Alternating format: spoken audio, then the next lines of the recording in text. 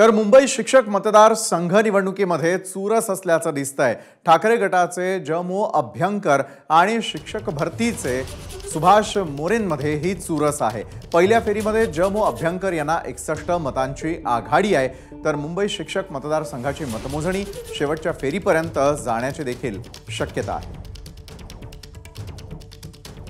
तर या दोन्ही अपडेट्स संदर्भामध्ये आपल्या सोबत जोडले गेलेले आहेत आपले प्रतिनिधी राजू सोनवणे। राजू, खरं तर सगळ्यांनाच उत्सुकता आहे मुंबई पदवीधर मतदार संघासंदर्भातली, आणि सध्या ज्या प्रकारे मतमोजणीची सुरुवात पाहायला मिळते, आघाडी असल्याचं देखील पाहायला मिळतं। काय अपडेट देणार आहात आपण?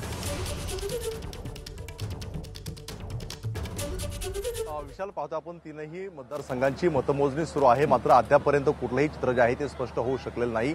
मात्र मुंबई शिक्षक मतदारसंघासाठी जे आहे ते दोघांमध्ये आपल्याला चुरस पाहायला मिळते। एकतर ठाकरे गटाचे अभ्यंकर आणि शिक्षक भारतीचे मोरे या दोघांमध्ये जे आहे ती चुरस पाहायला मिळते।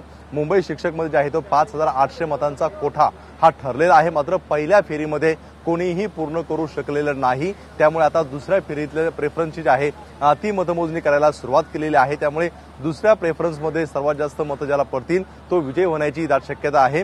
बऱ्याच जणांनी मतदारांनी जे आहे ते दुसरा प्रेफरन्स टाकलेला नाहीये, त्यामुळे कुठेतरी मतमोजणी करायला जे आहे ते अवघड होतंय। मात्र काही वेळामध्ये मुंबई शिक्षक जे आहे ते संपूर्णपणे चित्र स्पष्ट होणार आहे। मात्र ह्या दोघांमध्ये आपल्याला पाहायला मिळते ठाकरे गटाचे अभ्यंकर आणि शिक्षक भारतीचे मोरे यांच्यामध्ये जी आहे ती खरी लढत आपल्याला पाहायला मिळते।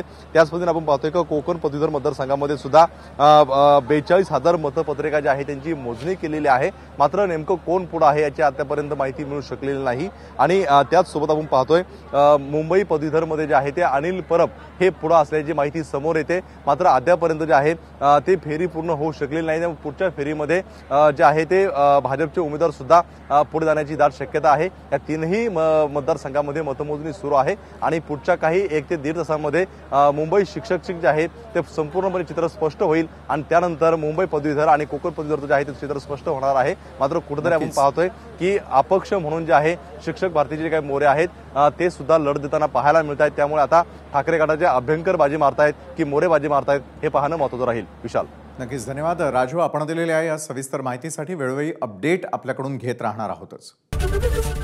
एबीपी माझा, उघडा डोळे बघा नीट।